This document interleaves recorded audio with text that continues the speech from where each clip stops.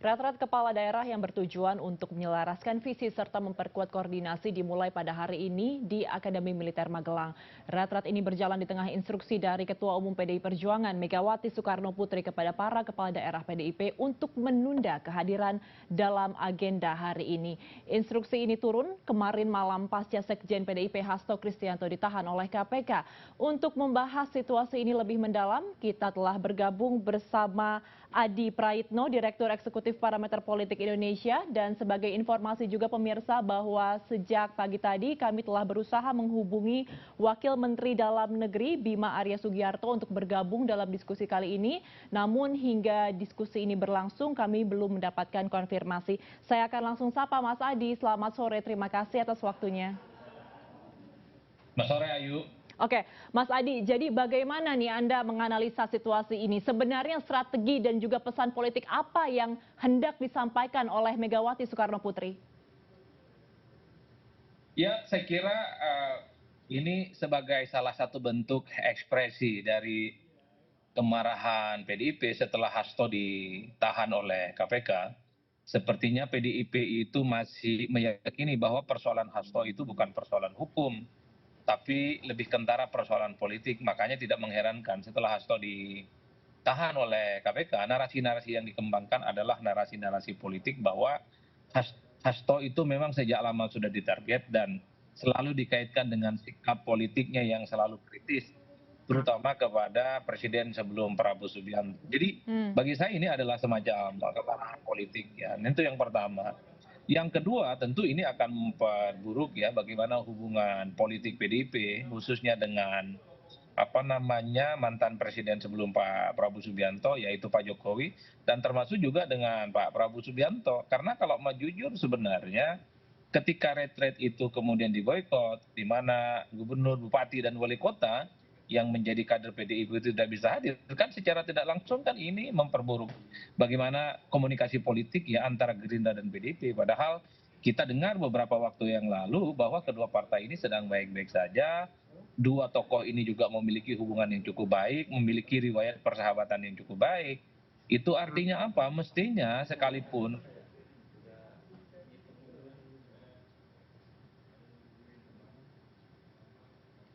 Mas Adi. itu Oke, baik Mas Adi, ada beberapa poin menarik yang Anda ungkapkan. Anda mengatakan ini adalah ekspresi kemarahan dari Ibu Mega. Kemarahannya ini berarti ditujukan kepada siapa, Mas Adi? Apakah kepada Prabowo Subianto, Joko Widodo, atau pemerintah secara keseluruhan?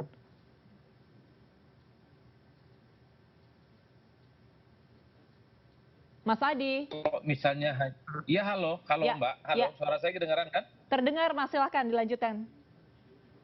Ya, saya kira memang kalau kita mau jujur ya, kita coba interpretasikan dari luar. Saya kira memang ekspresi kemarahan dan kekecewaan PDIP ini kan dialamatkan kepada Jokowi dan juga dialamatkan kepada pemerintah hari ini. Hmm. Pemerintah hari ini ya tentu adalah Pak Prabowo Subianto. Satu misalnya ketika Hasto itu ditahan langsung menyatakan bahwa keluarga Pak Jokowi juga harus diperiksa. Itu kan adalah statement politik yang secara terbuka disampaikan. Nah yang kedua, ketika ada boykot soal retret, ini kan pesan politiknya kepada pemerintah hari ini.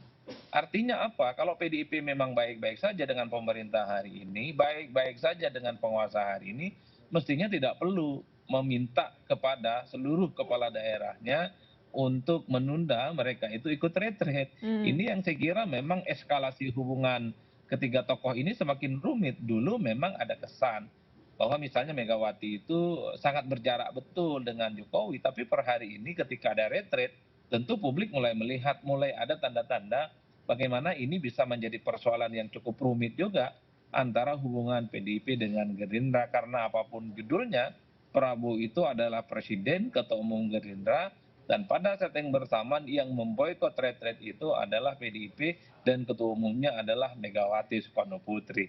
Jadi rumit hubungannya ini sebenarnya, Ayu. Oke, dengan rumitnya hubungan ini, Mas Adi, apakah Anda melihat tindakan dari Bu Mega ini seperti membakar jembatan antara PDIP dan juga pemerintah? Karena kita mengetahui ya kemarin sempat mesra hubungan antara Bu Mega dan juga Pak Prabowo. Bagaimana Anda melihat ini bakar jembatan tidak? Bahasamu sangat eksplisit sekali, membakar jembatan. Jadi kalau mau jujur, kalau saya sih mengatakan ini sudah mulai kelihatan gelap gulita. Hmm. Soal bagaimana rencana pertemuan antara kedua tokoh ini, kan sejak lama sebenarnya begitu banyak momentum-momentum yang sudah dilewati, bagaimana mempertemukan antara Pak Prabowo dengan Megawati, tapi momen itu selalu lewat. Nah Hmm. ini yang saya kira memang dengan adanya boykot yang dilakukan oleh PDIP, di mana kepala daerah mereka itu haram untuk ikut retreat di Magelang, ya tentu akan memperburuk bagaimana komunikasi politik di antara kedua tokoh ini. Ini tentu sikap yang menurut saya cukup ekstrim ya. Jarang-jarang misalnya PDIP itu Megawati meminta kepada kadernya untuk tidak ikut arahan ya dan kegiatan yang dilakukan oleh pemerintah. Padahal kemarin kita mendengarkan bagaimana statement kepala daerah PDIP seperti Rano Karno, seperti Pramono Anung mengatakan bahwa mereka akan tegak lurus mendengarkan instruksi dari presiden dan semua hal yang menjadi program-program prestisius pemerintah pusat itu harus disupport penuh oleh seluruh kader-kader PDIP. Tapi pasca penahanan Hasto, saya kira kemesraan itu sepertinya hilang begitu saja. Hmm. Saya kira pasca penahanan Hasto, chemistry itu seakan-akan tak ada bekasnya. Yang ada per hari ini adalah soal bagaimana hubungan antara kedua partai ini dipersepsi oleh publik itu sedang tidak baik-baik saja. Apalagi pada saat yang bersamaan kalau mau jujur, sekalipun Hasto itu sudah ditahan oleh KPK tapi tidak ditunjuk PLT, itu kan menegaskan Mhm. bahwa Hasto itu bukan aib bagi PDIP, tapi Hasto itu adalah keluarga besar, bagian dari marwah yang harus diperjuangkan oleh PDIP dengan siapapun yang kemudian berusaha untuk mentarget Hasto sebagai bagian dari target-target politik dan hukum. Jadi itu yang kemudian bisa kita tafsirkan, meski pada saat yang bersamaan KPK selalu mengatakan apa yang terjadi pada Hasto ini murni persoalan hukum dan tidak ada kaitannya dengan persoalan-persoalan politik. Jadi saya kira di situ Ayu konteksnya. Oke, baik. Kita masih akan membahas, Mas Adi, bagaimana nantinya retret ini akan berjalan dengan instruksi dari Ketua Umum PDIP Megawati Soekarno Putri. Tapi kita akan jeda sejenak terlebih dahulu, pemirsa. Jangan kemana-mana, tetaplah bersama kami.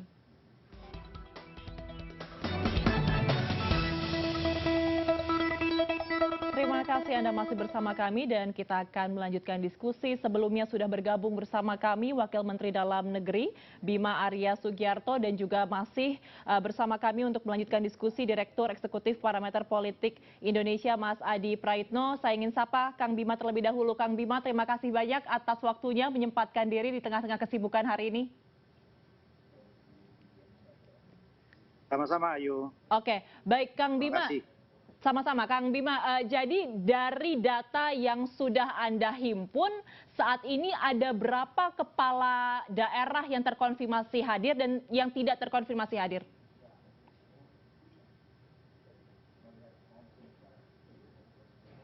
Tercatat dari 503 kepala daerah yang seharusnya hadir, ini sudah hadir di sini ini 450 kepala daerah. Dari 450 ini ada 10 datang terlambat. Ini kebanyakan dari kepala daerah di Papua yang pesawatnya ditunda, di-delay. Nah, dan dari 450 yang hadir ini ada 19 yang kami berikan gelang merah karena punya kondisi fisik yang harus kita monitor pasca operasi, ada sakit dan lain-lain. Tetapi 19 kepala daerah ini sangat bersemangat untuk hadir, walaupun kondisinya tadi harus diberikan atensi, jadi kami berikan gelang merah begitu. Nah, Oke. jadi artinya ada 53 yang tercatat tidak hadir. Dari 53 yang tidak hadir itu ada 6 yang minta izin, sebagian itu karena sakit dan ada juga karena alasan keluarga gitu. Nah, jadi ada 47 yang tidak ada kabar. Bagi yang tidak hadir karena tadi sakit dan memang minta izin karena ada hajat keluarga, karena acara ini sangat penting untuk bisa memahami program pusat dan sinergi dengan daerah, bagaimana mengawal uang rakyat dan bagaimana kemudian bisa bekerja sama satu sama lain, maka pesan yang ada di sini harus tersampaikan di daerah. Karena itu kami minta yang tidak hadir dan izin tadi diganti oleh wakil kepala daerah. Jadi ada beberapa yang sudah mengirimkan wakil kepala daerah untuk menggantikan kepala daerahnya. Dan saat ini ada 47 yang tidak ada kabar tadi, mungkin saja datang sore ini atau nanti malam, kami masih tunggu. Namun apabila memang kemudian kepala daerah ini tidak juga hadir sampai besok, ya tentu kami akan meminta kejelasan. Apabila tidak hadir secara permanen, kami akan meminta untuk mengirimkan wakilnya sehingga tetap hal-hal yang penting ada di sini bisa tersampaikan ke daerahnya masing-masing. Ayu. Oke, Kang Bima, jadi ini kan retret hari pertama terlaksana di tengah instruksi dari Ketum PDIP untuk menunda kadernya datang ke sana. Dari data yang tadi Anda paparkan ada 47, kalau saya tidak salah tadi yang tidak bisa hadir saat ini. Apakah dari 47 itu kebanyakan adalah kader PDIP atau seperti apa komposisinya? Kami belum sedetail itu. Tadi kami rekap secara cepat saja angka-angkanya, ya. Tapi artinya apapun latar belakangnya, apapun kondisinya, kami hanya minta kejelasan apakah hadir atau tidak. Kalau hadir tentu kita masih tunggu sampai nanti malam atau besok pagi. Dan kalau tidak bisa hadir, silahkan mengirimkan wakilnya untuk kemudian kepada daerah yang bersangkutan tetap harus mengikuti pembekalan ini pada gelombang yang berikutnya. Oke, baik Kang Bima, saya mengutip pernyataan Anda siang hari tadi, Anda mengatakan bahwa dasar hukum dari retret ini adalah undang-undang. Jadi kalau misalkan ada kepala daerah yang tidak datang, apakah akan ada sanksi yang diterapkan? Dasar hukum itu adalah bagi Kementerian Dalam Negeri untuk melakukan kegiatan-kegiatan peningkatan kapasitas kepemimpinan. Itu dasar hukum kami untuk ini. Namun terkait dengan mekanisme pemberian sanksi atau lain-lain, tentu itu merupakan kebijakan kepanitiaan yang ada pada setiap pelaksanaan kegiatan. Nah, kami memutuskan tadi, ya apabila berhalangan silahkan kirim wakilnya, dan kepala daerah yang tidak hadir tadi untuk diminta mengikuti pada rangkaian kegiatan berikutnya nanti yang akan diselenggarakan pada masa-masa berikutnya. Oke, jadi sanksi belum diputuskan ya, apakah seperti apa nanti akan diberikan kepada kepala daerah yang tidak hadir, begitu ya Kang Bima ya? Ya, sejauh ini keputusannya adalah seperti tadi, ya dikirimkan wakil dan kemudian kepala daerahnya diminta untuk mengikuti lagi pada kloter berikutnya. Baik, saya ingin ke Mas Adi kembali. Mas Adi, ini kan kalau kita melihat situasi cukup dilematis ya. Ini adalah hari pertama retret, kemudian ada instruksi dari Ketum PDIP untuk menunda begitu. Nah, Anda melihatnya seperti apa sih? Karena ini kan sebenarnya kalau sebagai kepala daerah secara struktur eksekutif gitu, kepala daerah berada di bawah presiden, tetapi sebagai kader juga kan sebenarnya harus mematuhi perintah dari ketua umum. Apa sebenarnya yang ideal dalam kondisi seperti ini? Ya pertama ini menunjukkan bahwa ada partai politik yang tidak kompak ya untuk mengikuti retret dengan menginstruksikan kader-kadernya memboikot ataupun misalnya menunda keikutsertaannya dalam retret di Magelang. Itu jelas dan faktual. Nah yang kedua ini agak sedikit rumit dan kompleks ya Ayu. Satu sisi gubernur, bupati dan wali kota itu adalah mereka yang dipilih langsung oleh rakyat. Beda dengan menteri dan wakil menteri yang ditunjuk dan diangkat oleh presiden. Jadi memang kalau menteri dan wakil menteri termasuk kepala badan ya memang tegak lurusnya wajib itu hanya kepada presiden. Sementara kita tahu kepala-kepala daerah, gubernur, bupati dan wali kota ya mereka tidak dipilih oleh presiden, mereka tidak dipilih oleh wakil presiden. Jadi sebenarnya dalam konteks politik semacam ini, soal retret itu bukan suatu hal yang mestinya menjadi kewajiban ya, bukan sesuatu yang misalnya jika tidak ikut dan berhalangan hadir, baik disengaja ataupun tidak sengaja, itu dikenakan sanksi. Karena ini kan semacam misalnya bagaimana membangun komunikasi antara kepentingan pusat dan daerah. Ini yang sepertinya saya belum menemukan jawaban yang tegas dari pemerintah, dari Kemendagri bagaimana dengan kepala-kepala daerah. Anggap saja sampai gelombang kedua sekalipun tidak ikut retret, apa sanksinya? Ataukah hanya dibiarkan begitu saja? Kalaupun toh ada sanksi, pasti publik bertanya-tanya, apa urgensinya sanksi kepada kepala daerah yang nggak ikut retret? Bukankah kepala daerah itu tidak bisa diperintah oleh siapapun gitu, termasuk oleh eksekutif? Sementara yang bisa memerintah kepala daerah itu ya adalah pemilih-pemilih yang kemudian mereka berkontestasi dalam pilkada kemarin. Ini yang menurut saya satu sisi kepala-kepala daerah ini kalau mau jujur pastinya sangat dilematis. Satu sisi memang mereka itu menganggap retret itu penting, bisa berkomunikasi dengan banyak orang, kepala-kepala daerah yang lain, termasuk juga misalnya menimba ilmu soal bagaimana membangun kapasitas kepemimpinan. Tapi pada saat yang bersamaan, kepala-kepala daerah ini adalah mereka yang juga menjadi bagian dari pengurus-pengurus partai. Ini yang kemudian membuat kenapa kepala daerah yang sudah ada di Jogja itu tidak langsung datang ke TKP, tapi menunggu bagaimana perintah dari ketua umum selanjutnya untuk mengikuti atau justru tetap menunda mengikuti retreat. Di situ letaknya, Mbak Ayu. Oke, oke. Saya ingin ke Kang Bima lagi. Kang Bima mungkin bisa ditanggapi pernyataan dari Mas Adi, bagaimana dari Kemendagri sendiri ini sikapnya akan seperti apa nih? Karena kan kalau misalkan dibiarkan begitu saja, takutnya dipikir bahwa retret ini tidak terlalu penting. Karena ketika tidak dilakukan, tidak ada orang yang berpartisipasi, maka tidak ada sanksi, tidak ada efek jera begitu. Bagaimana Anda menanggapi hal ini, Kang Bima? Tidak ada yang menyampaikan dibiarkan begitu saja. Kalau tadi menyimak apa yang saya sampaikan, Mas Adi, Ayu, itu jelas sekali bahwa kegiatan ini sangat penting. Satu, untuk memahami tugas pokok kepala daerah. Kedua, untuk sinkronisasi program pusat dan daerah. Ketiga, untuk mengawal ribuan triliun uang rakyat, ada 3.600 APBN, ada 1.300 APBD. Yang berikutnya adalah untuk membangun chemistry supaya saling kenal, supaya ada ikatan emosional, tidak saja antara kepala daerah dan pemerintah pusat, tapi sesama kepala daerah. Jadi manfaatnya adalah untuk daerah, manfaatnya adalah untuk rakyat. Dan kami ingin agar rakyat di daerah, kota, kabupaten, provinsi, ini juga merasakan ya bagaimana kegiatan Magelang ini memberikan dampak bagi berjalannya roda pemerintahan yang efektif. Nah, karena itu kita pastikan tadi, kita pastikan datang atau tidak. Kalau pasti tidak akan datang, oke. Apapun alasannya, kirimkan dulu wakilnya. Wakil akan menggantikan di sini, sehingga terjadi transfer of knowledge-nya tadi, begitu ya. Dan nanti kepala daerah pun yang tidak hadir saat ini, ya kita harapkan akan ikut gelombang berikutnya. Karena ada kepala daerah yang sekarang ini absen, karena ada rangkaian pernikahan anaknya yang hampir 1 minggu. Kita sangat paham alasan kemanusiaan. Dan yang bersangkutan sangat bersedia untuk mengikuti kloter berikutnya. Gitu. Oke. Jadi ya seperti itu kebijakannya. Jadi jelas sekali, clear sekali, nggak ada yang nggak jelas di sini. Baik. Oke, Kang Bima, kalau memang ini sangat penting, saya sedikit mengutip pernyataan dari Presiden Prabowo Subianto kemarin. Dia mengatakan bahwa jika ada yang tidak sanggup untuk ikut retret, maka silahkan mundur.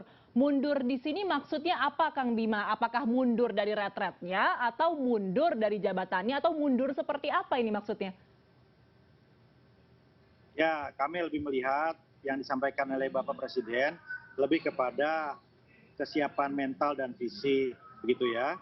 Karena kemarin kan dalam kondisi pelantikan sedang berbaris berdiri tegap, gitu. Jadi memang di sini butuh kondisi fit yang cukup prima, butuh juga kemampuan untuk fokus selama 7 hari. Nggak semua bisa fokus 7 hari, nggak semua bisa bangun pagi. Ya, bagi sebagian teman-teman misalnya juga perlu penyesuaian begitu. Nah, itu tantangan dari Bapak Presiden begitu. Tapi kami melihat tadi, ya catatannya tadi, ada 19 yang dalam kondisi sebetulnya kurang fit, tapi memaksakan saking semangatnya begitu. Ini kan hal yang luar biasa. Bahkan teman-teman dari Papua tadi, itu bergelombang telat, ya pesawatnya tapi tetap memaksakan datang ke sini. Jadi kami melihat ada semangat yang luar biasa. Tinggal kami dalami tadi, 47 ini masih sampai malam akan kami cek ya alasannya seperti apa. Dan ya kita berharap tentu ada alasan kuat di situ.